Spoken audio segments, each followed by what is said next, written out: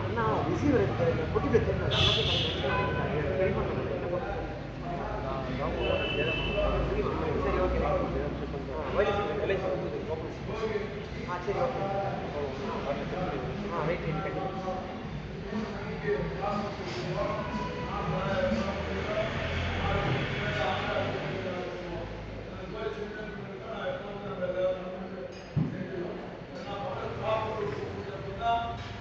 கண்டிப்பாக இங்கே போய் வயல் வச்சு வராது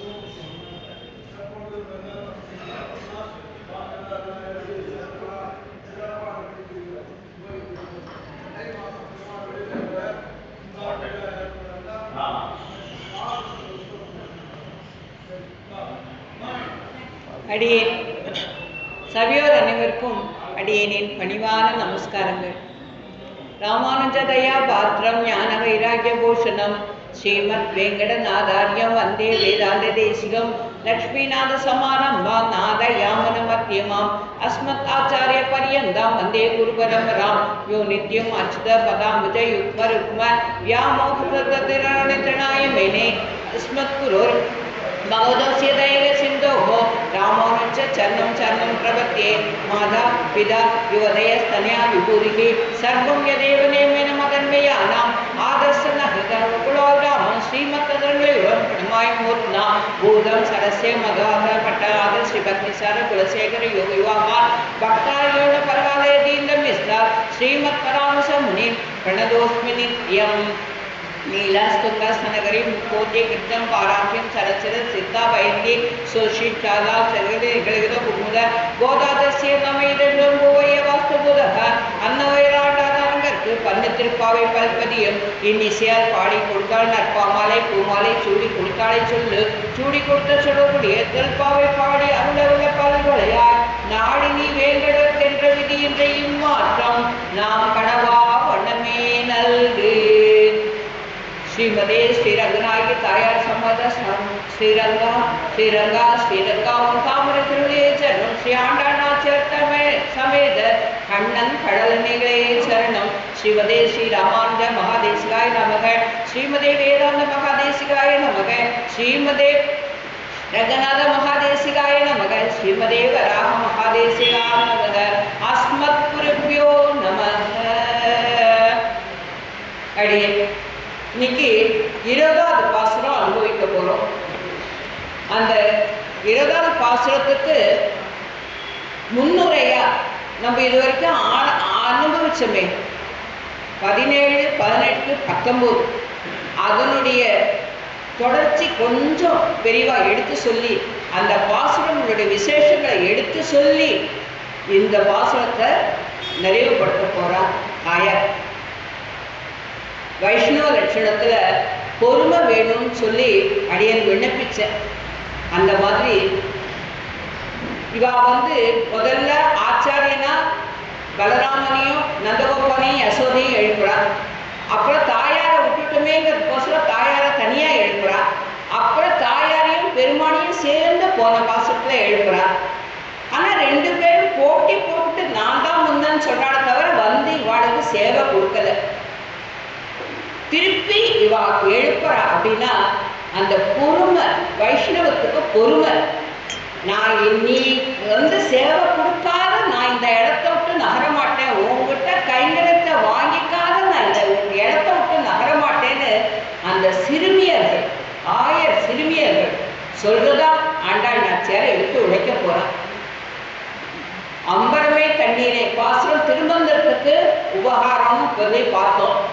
அது ஆ உந்து மதக்கடைத்தே ஊ நடுப்புற ஏன் குத்து வழக்கேரியன்னு ஒரு பாசத்தை. இந்த பாத்திரம் 33ங்கிறது மா, நம்மளை போல ஜீவாத்மா. ஊங்கிறது தாயார், ஆங்கிறது பெருமாள், இது மூங்கிறது பிரபலத்தை அப்படிதான் பிரிப்பா. இது ஜீவாத்மா. ஏன் நடுப்புற குத்து வழக்கேரியன்னு போட்டா அப்படின்னா அந்த குத்து வழக்கேரியணும். இந்த ஜீவாத்மாக்கள்லாம் அந்த பக்திங்கிற விளக்கு எரிஞ்சாதான் அந்த தாயாரையும் பெருமாளையும் சேவிக்க முடியுங்கிறதுனால இப்படி சொல்லியிருக்கான்னு பெரியவாழ எடுத்து சொல்லியிருக்கான். அடியேன் முதல்ல பாசுரம், சிறிய அர்த்தம், கொஞ்சம் விரிவான அர்த்தங்கள், உள்பொருள். முப்பத்து மூவர் அமரர்க்கு முன் சென்று கப்பம் கவிக்கும் கையே துயிலேயாய் செப்பமுடையாய் திரள் உடையாய் செப்பமுடையாய் திரள் உடையாய் செற்றார்க்கு வெப்பம் கொடுக்கும் செற்றார்க்கு வெப்பம் கொடுக்கும் விமலா துயிலேழாய் செப்பன்னமின் முளை செவ்வாய் சிறு மருங்குள் நப்பினை நங்காய் நப்பினை நங்காய் திருவே துயிலேழாய் ஊக்கமும் கட்டுளியும் தந்து உன்மனாளனை ஊக்கமும் கட்டுளியும் தந்து உன்மனாளனை இப்போதே எம்மை இப்போதே எம்மை நீராட்டேலோர்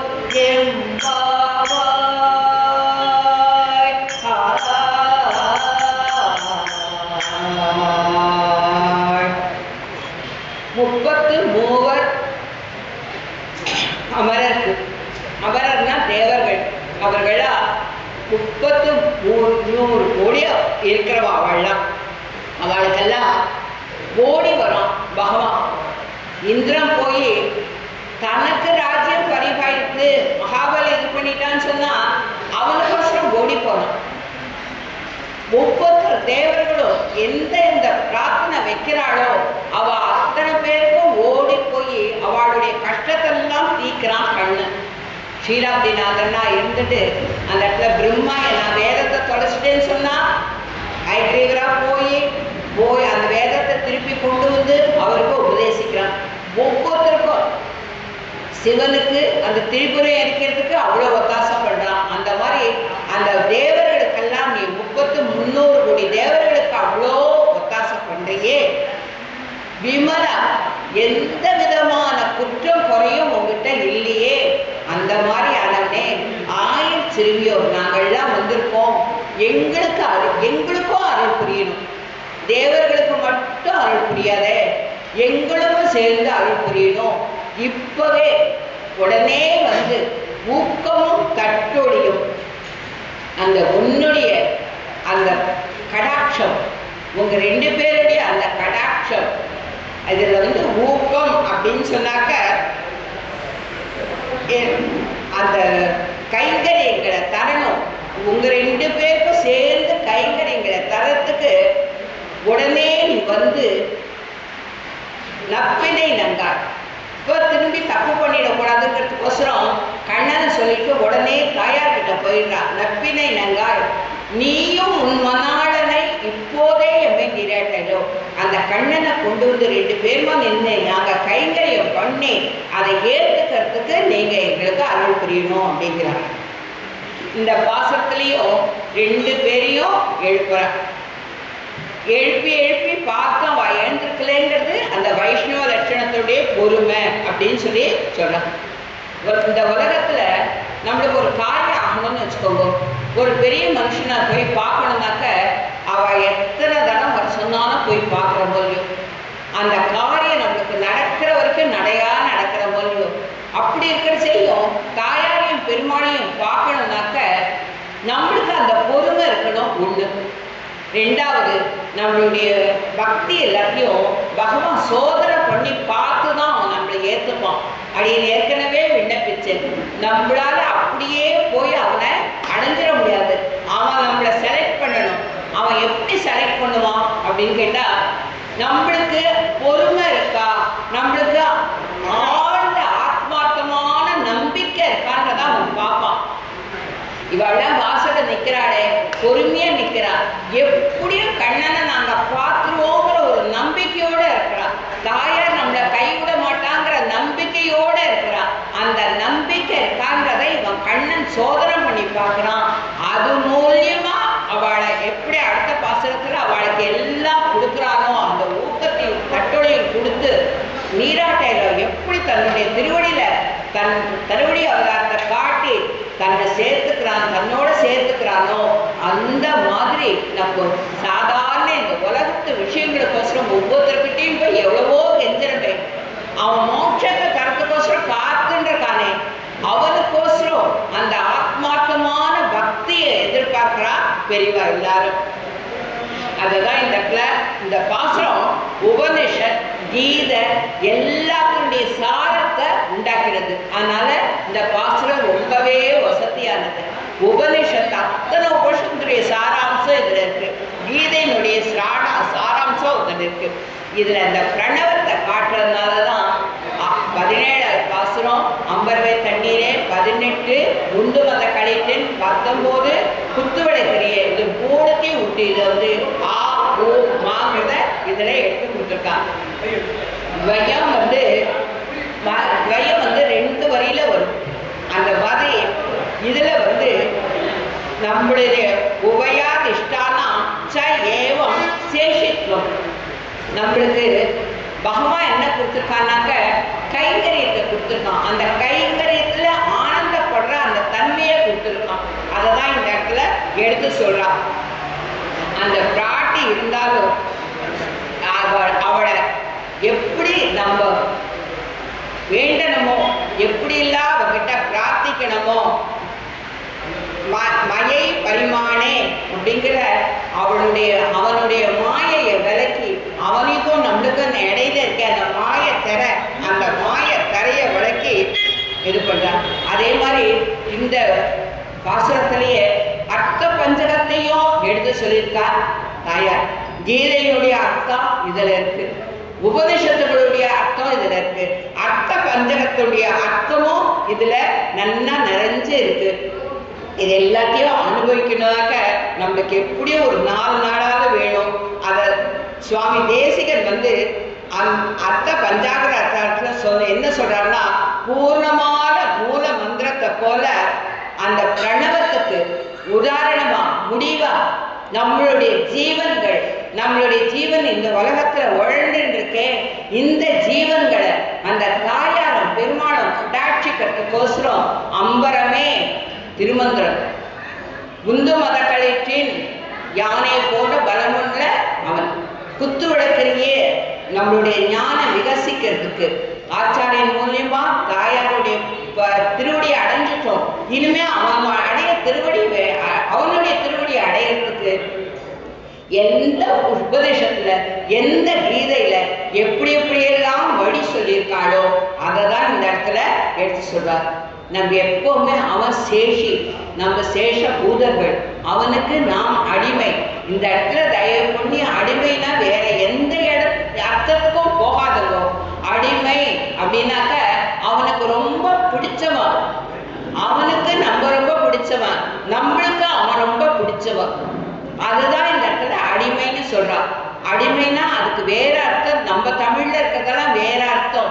ஆனா இந்த உபதேசத்துல கீதையில எல்லாம் அடிமைன்னு சொன்னா அவனுக்கே ஆட்பட்டவா நாம், நாராயணனாய அவனுக்கு மட்டுமே ஆட்பட்டவா நாம். அதனால நம்ம சேஷபுதர்கள், அவன் சேஷி, நம்மளுக்காகவே அவன் இருக்கான். அதனால இந்த இடத்துல அடிமை, அவனுக்கு அடிமைப்பட்டிருக்கோம். இதுல பரதேவதா பாராத்மியம் அடங்கி இருக்கு. என்ன சொன்னாக்க சர்வமும் அஷ்டாசரஸ்தம் எல்லாம் வந்து அந்த திருமந்திரத்துல அடங்கி இருக்கு அப்படின்னு சொல்றா பெரியவாளா. அந்த திருமந்திரத்தை நம்ம உபதேசம் வாங்கிக்கணும்னா கண்டிப்பா ஆச்சாரியன் கிட்ட போகணும். அந்த ஆச்சாரியன் கிட்ட போகணுங்கிற அறிவு நம்மளுக்கு வர்றதுக்கு, அந்த ஞானம் வர்றதுக்கு குத்து விளக்கு எரிய, அந்த விளக்கு வெளிச்சத்துல, அதாவது இருட்டிலேயே நம்ம உழண்டு இருக்கோம். அந்த உலக விஷயம் மட்டும்தான் நமக்கு தெரியுது.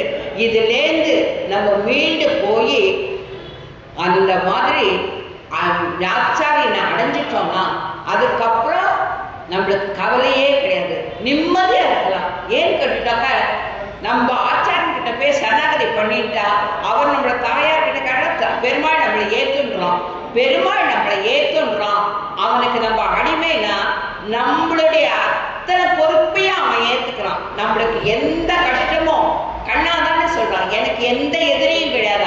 ஆனால் என்னை யார் ஆசிரிதார்களோ, என்கிட்ட யார் சரணாகதி பண்ணிட்டாளோ, அவளுக்கு யாராவது ஒருத்தர் ஒரு கஷ்டம் கொடுத்தாக்க அவதான் எனக்கு எதிரி. என்னுடைய பஞ்ச ஆயுதத்தையும் நான் அதுக்குதான் வச்சிருக்கேன்.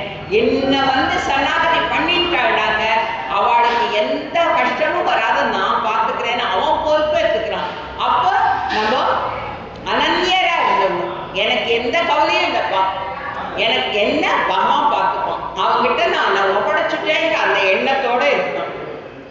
33 அப்படின்னு ஏன் சொல்றான்னா, 8 வசுக்கள் இருக்கா, 11 ருத்ரர்கள் இருக்கா, 12 ஆதித்யர்கள் இருக்கா, இந்திரன், பிரஜாபதி, அஸ்வினி 2 அஸ்வினி தேவர்கள் இருக்கா. இவர்களுடைய விபூதி, அவர்களுடைய உலகம், அவளெல்லாம் சேர்த்தாக்க 30 கோடி தேவர்கள் வருவான். அதே மாதிரி இதே தேவர்கள் 33 கோடி தேவர்கள் தான் தேவர்கள். அதே ராட்சசர்கள் பார்த்தீங்கன்னா 66 கோடி இருக்கான். அந்த மாதிரி மகாவிஷ்ணு ஒத்தந்தான், ஏகம் நாராயணாய, அவனுக்கு மாற்று யாருமே கிடையாது. அந்த மாதிரி நான் பகவான் நான் புருஷால தான் ரட்சிப்பேன், நான் ஸ்திரீகளை தான் ரட்சிப்பேன், நான் உடம்பு முடியாதவாளை தான் ரட்சிப்பேன், நான் இவாளை நல்லா படித்தவாளை தான் ரட்சிப்பேன், நான் திருப்பி அடியே நல்லதான் விண்ணப்பிக்கிறேன். நீங்கள் எந்த வர்ணத்தில் பிறந்திருந்தாலும் நம்மாழ்வார் நம்மளுக்கு எடுத்து கொடுக்குறார். சண்டாளர்கள் ஆகிலும் அப்படின்னு எடுத்து கொடுக்குறார். எவ்வளோ நம்ம கீழே இருந்தாலும் என்னைக்காவது ஒரு நாளைக்கு அந்த கண்ணனுடைய நாமம் நம்ம நெஞ்சில விதைச்சிருச்சுனாக்க, அது பூர்ணமா நம்ம மனசுல பூந்துடுச்சுனாக்க, அன்னைக்கு நம்ம தான் கண்ணனுக்கு அடிமை. நம்மளை பார்த்து மீதி பேர்லாம் பயப்படுவார்ன்றத பெருமாள் எடுத்து சொல்லியிருக்கார்.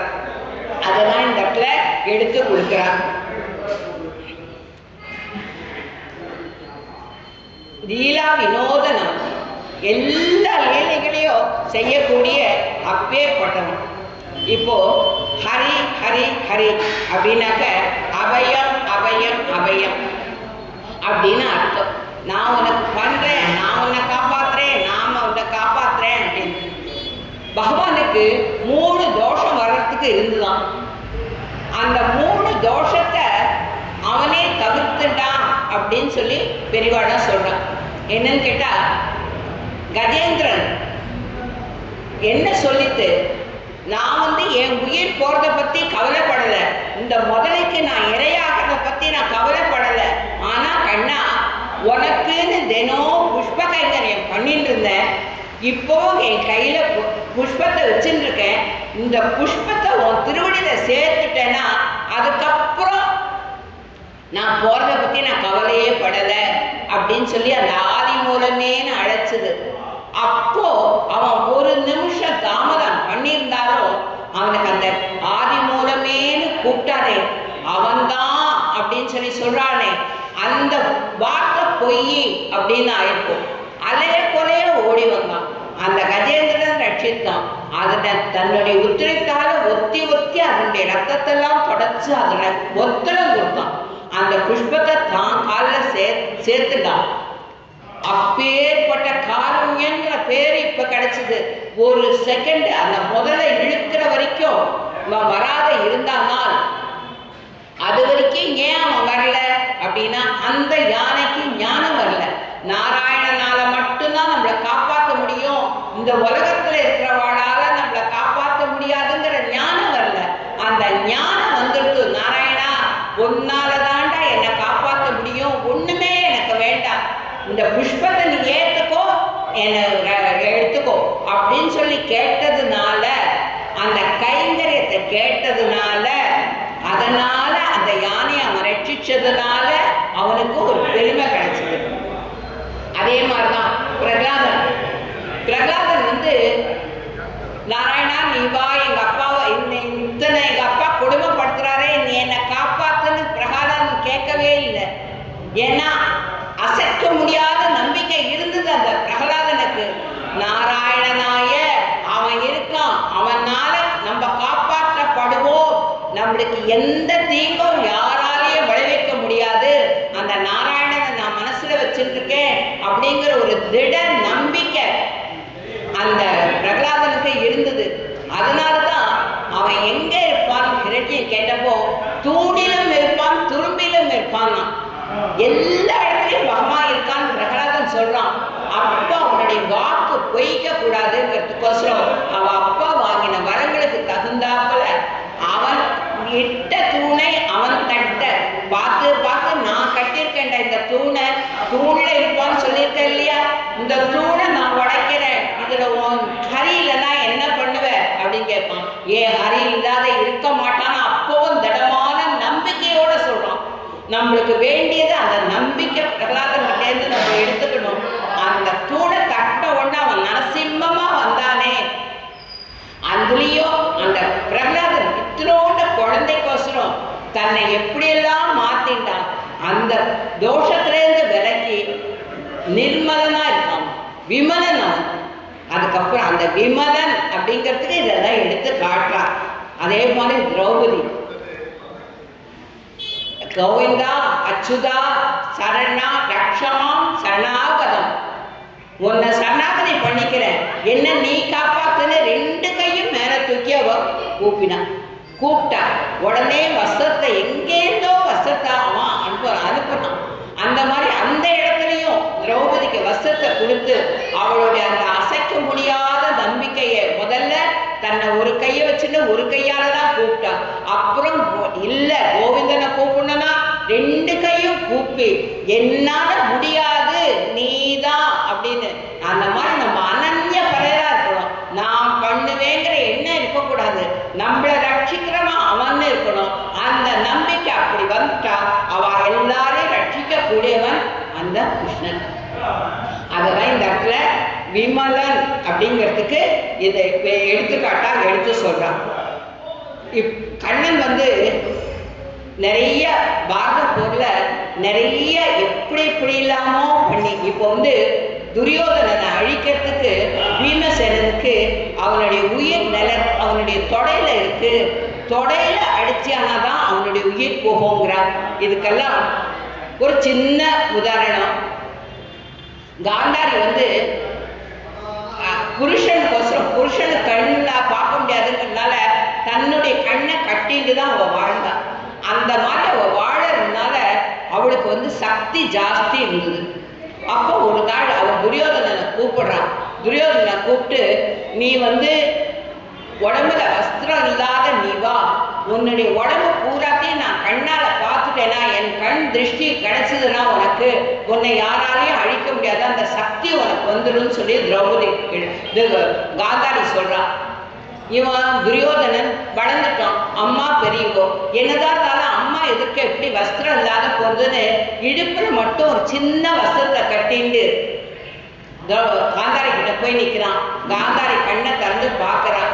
அப்போ அந்த இடுப்புல வஸ்திரம் மட்டும் இருக்கே, அந்த தொடையை மறைச்சிட்டியே, உன்னுடைய விதியை யாராலையும் மாற்ற முடியாதா துரியோதனா அப்படின்னு சொல்றான். ஏன்னா அந்த 2 தொடையில தான் அவனுடைய உயிர் இருக்கு.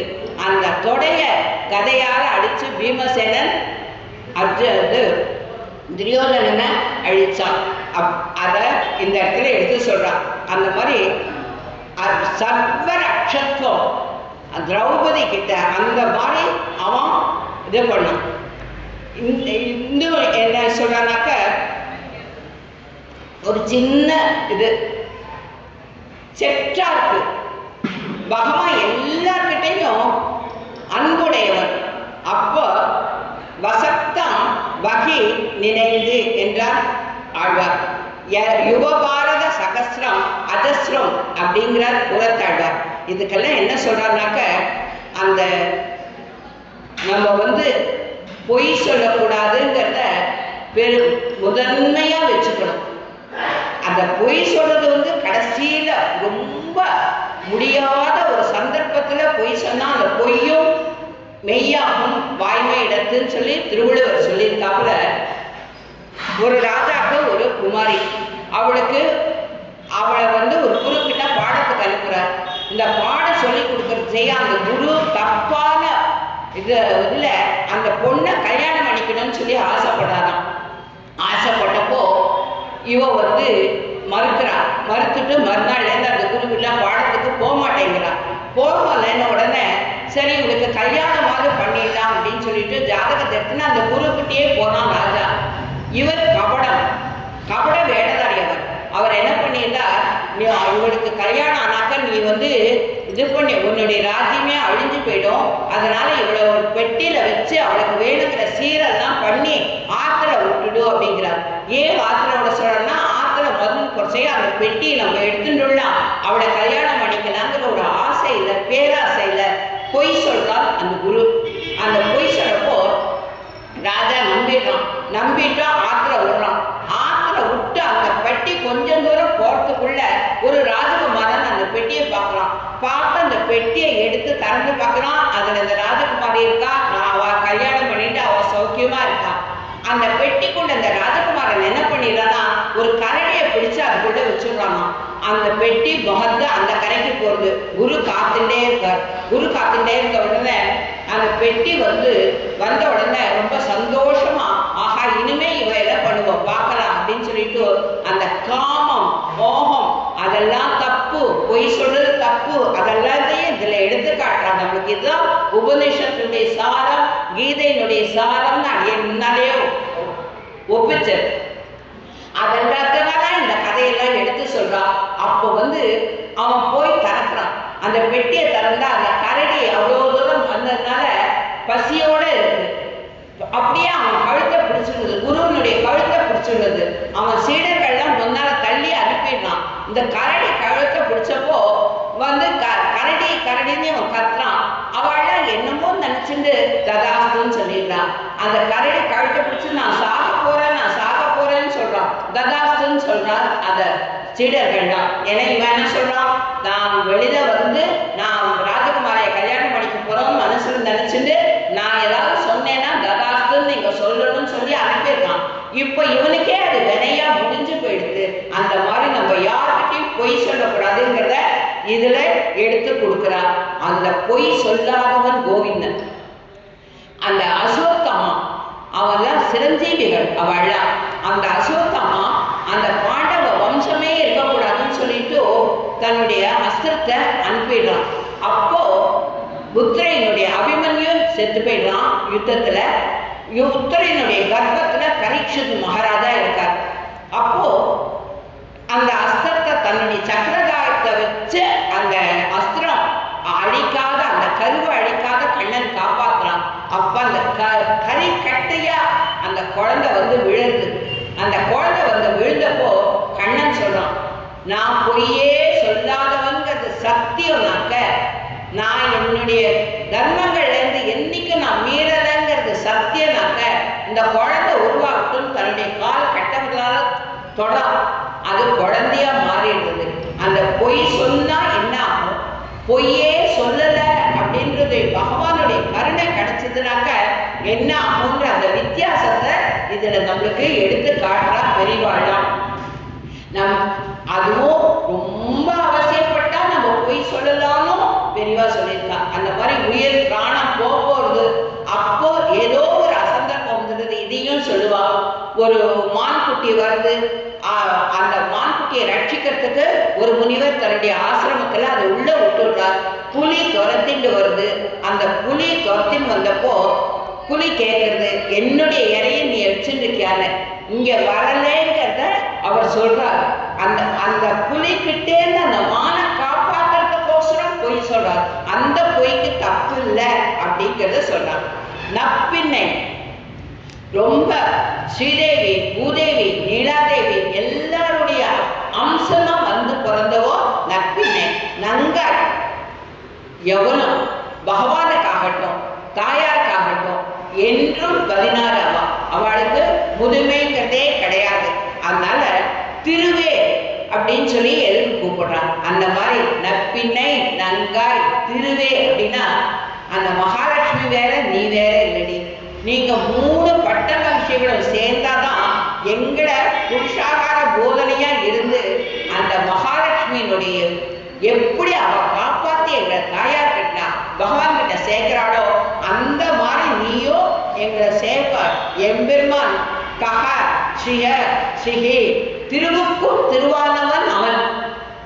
ஏன்னா அவன் உருவாக்கப்படாதவன், பெருமாள் ஒட்டந்தான் உருவாக்கப்படாதவன்.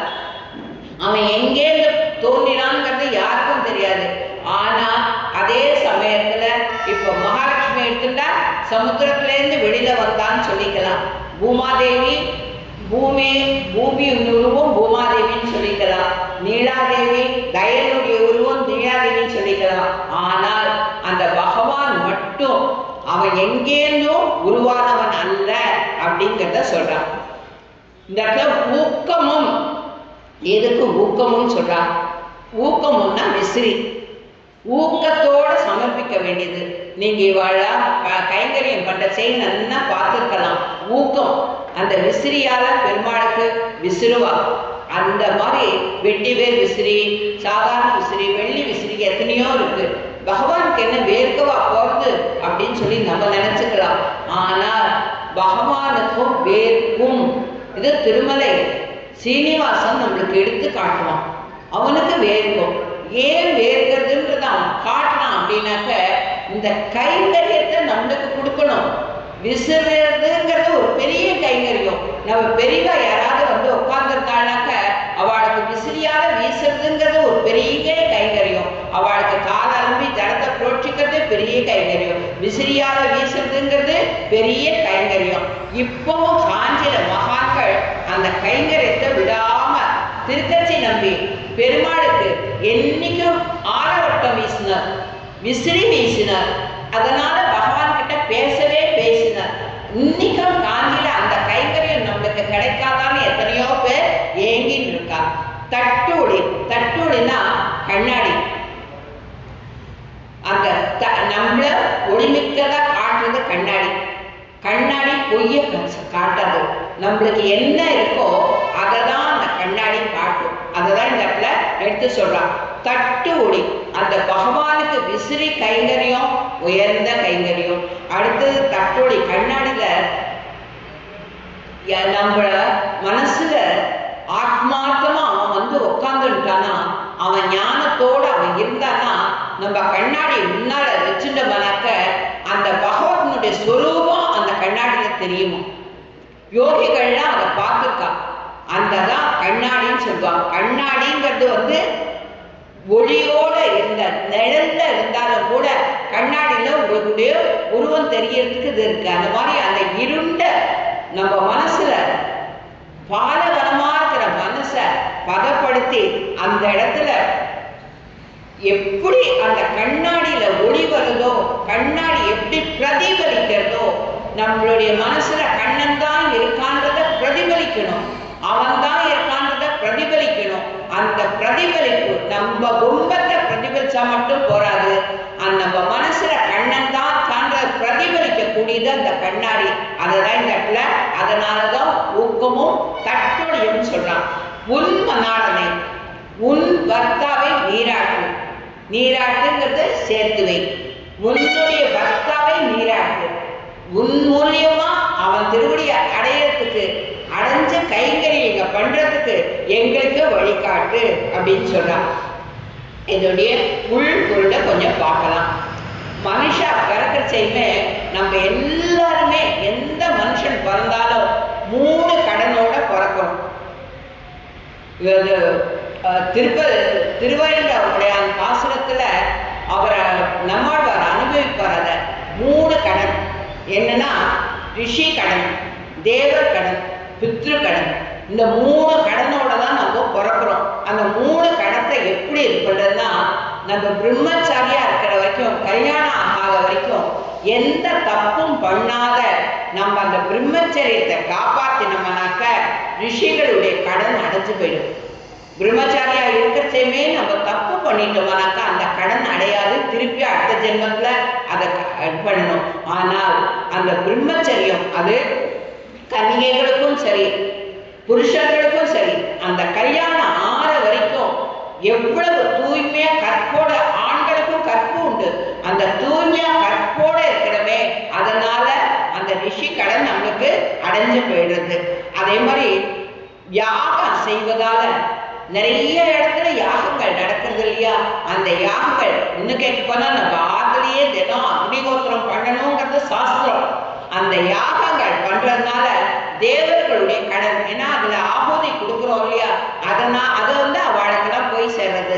அதனால தேவர்களுடைய கடன் தீர்ந்து போயிடுது.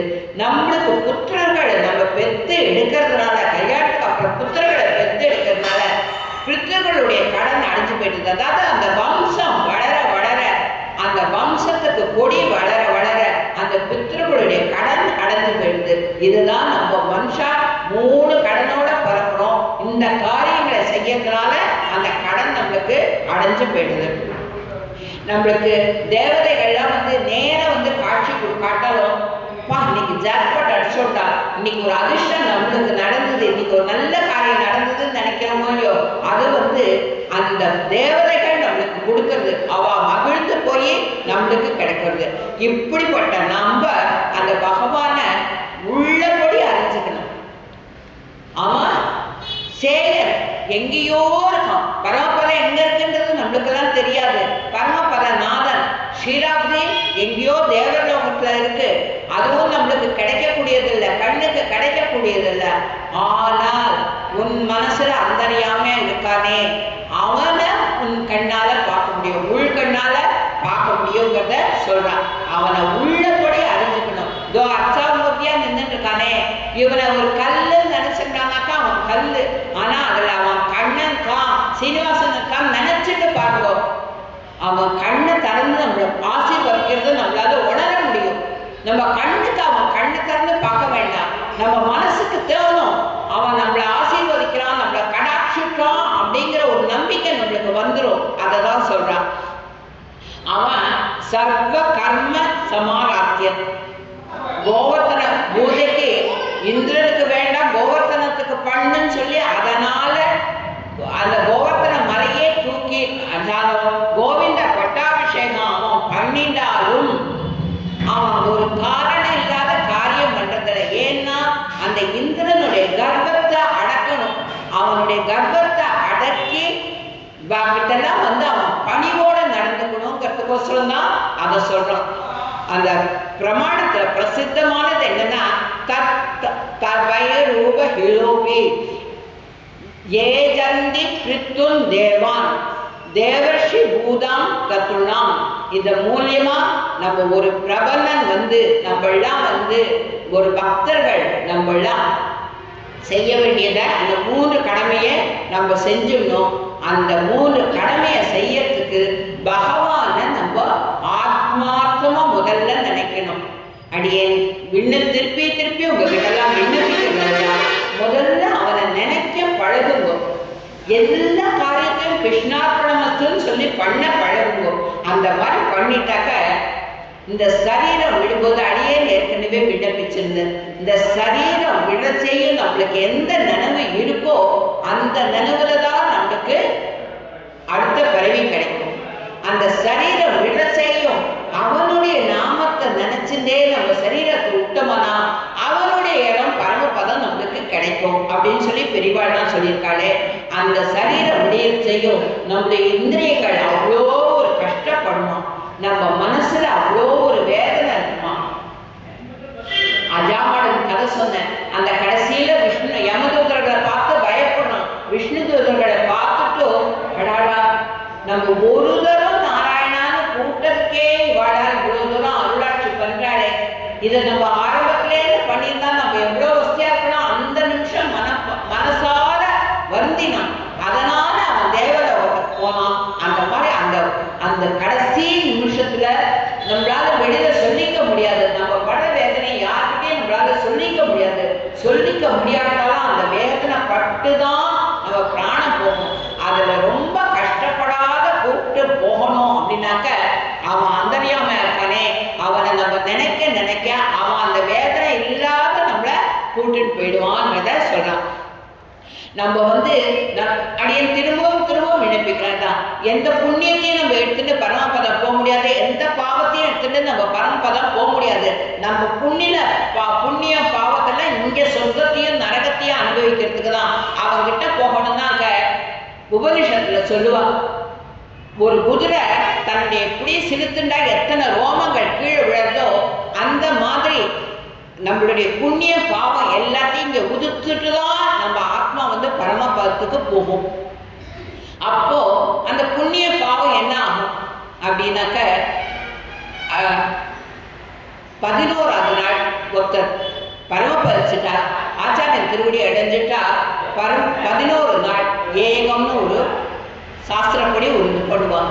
அதில் வந்து ஆகாத காரியங்களை பண்ணுவான். அதாவது குளிக்காத சாப்பிட்றது மகா பாவம், செய்ய விளக்கு அணைக்கிறது மகா பாவம், தானே தலையை பண்ணி ஒரு புருஷன் சாப்பிட்றது மகா பாவம்.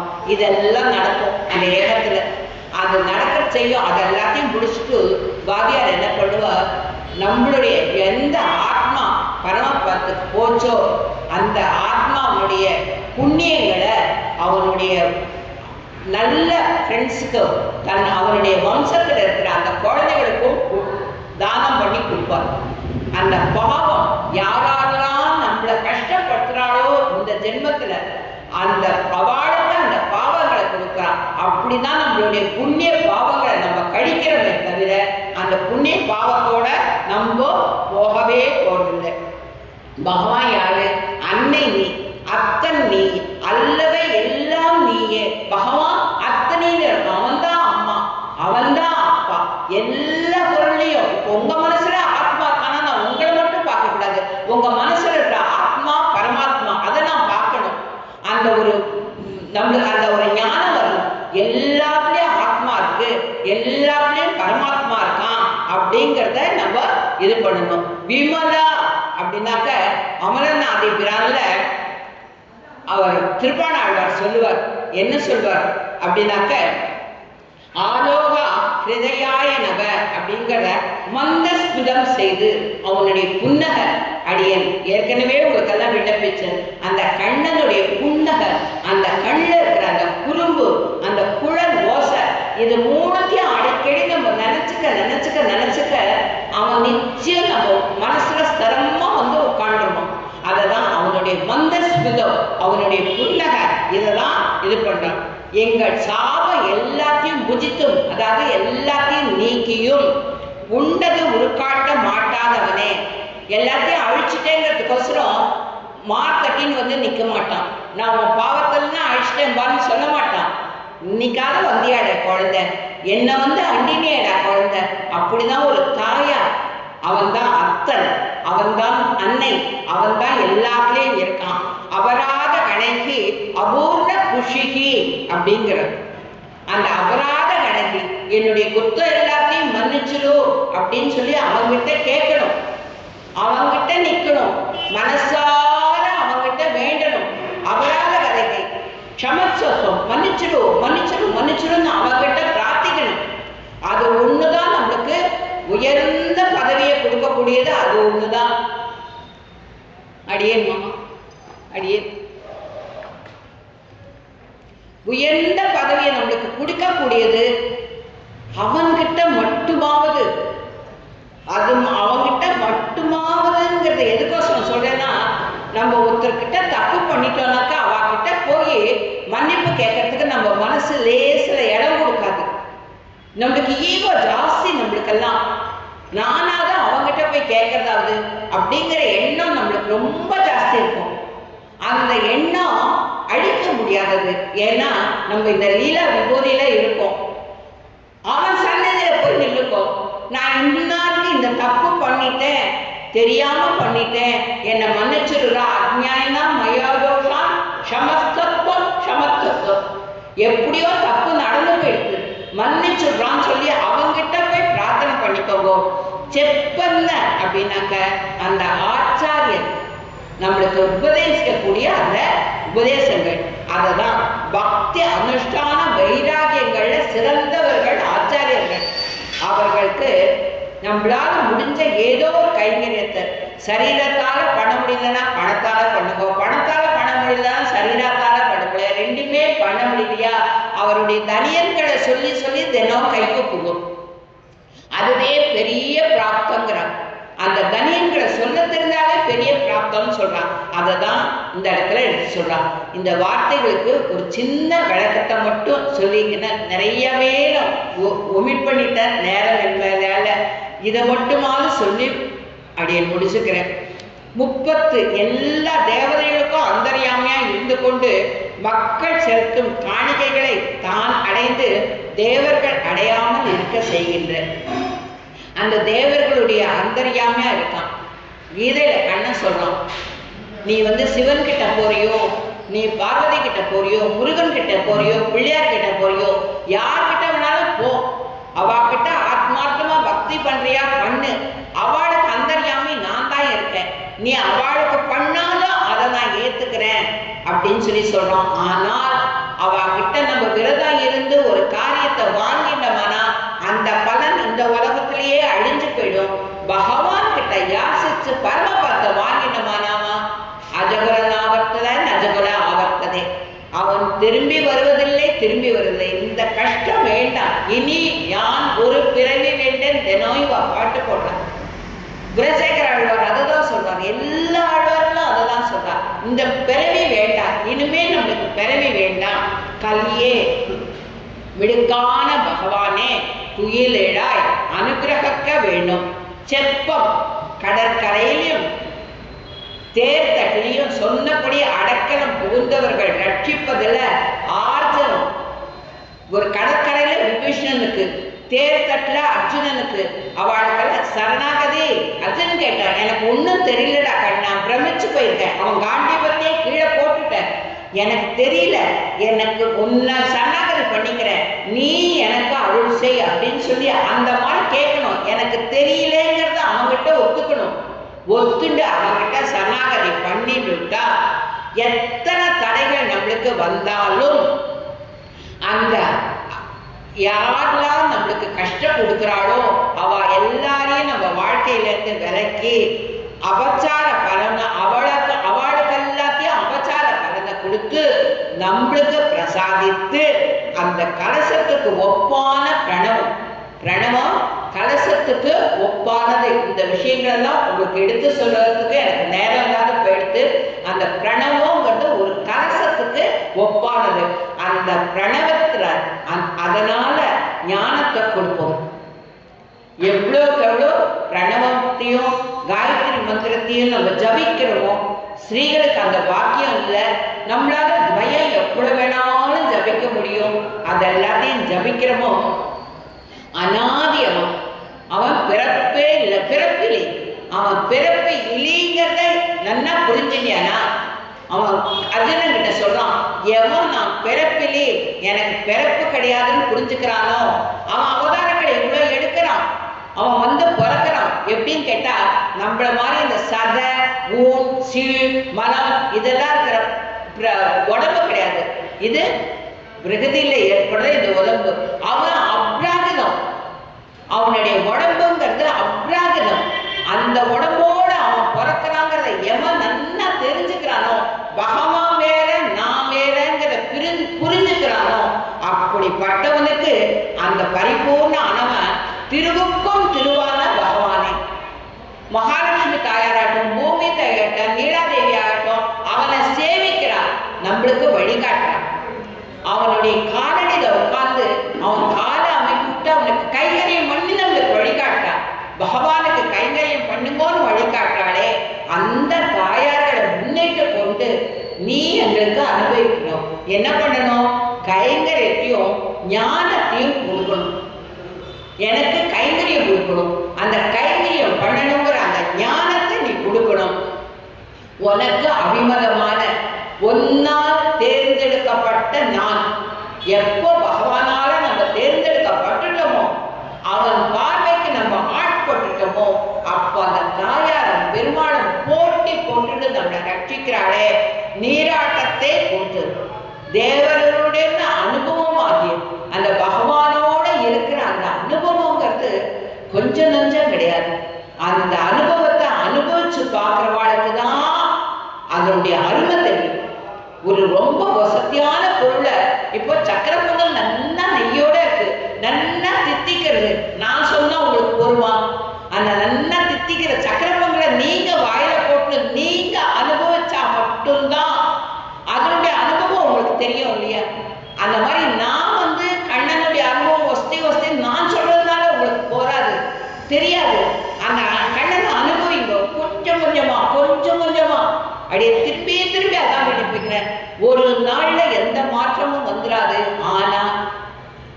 எறும்பூர கருத்தையும் நம்ம மனசுல ஒரு துளியா அவனை நினைக்க நினைக்க நினைக்க எப்பேற்பட்ட சுல்பம் சரவியம் ஔதாரியம் அத்தனை குணத்தையும் வச்சிருக்கான்.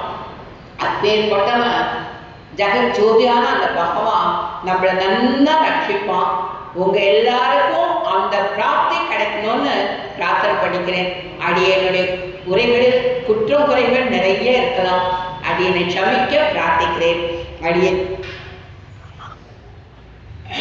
திருவாடிப்பூரத்து ஜகத்து உதித்தாள் வாழியே, திருப்பாவை 30 செப்பினாள் வாழியே, பெரியாழ்வார் பெற்றெடுத்த பெண் பிள்ளை வாழியே, பெரும்புதூர் முனிக்கு பின்னானாள் வாழியே, 143 உரைத்தாள் வாழியே, உயர் அரங்கற்கே கண்ணி உகந்தளித்தாள் வாழியே, மறுவாரும் திருவள்ளி மழநாடு வாழியே, வண் புதுவை நகர் கோதை மலர் பதங்கள் வாழியே.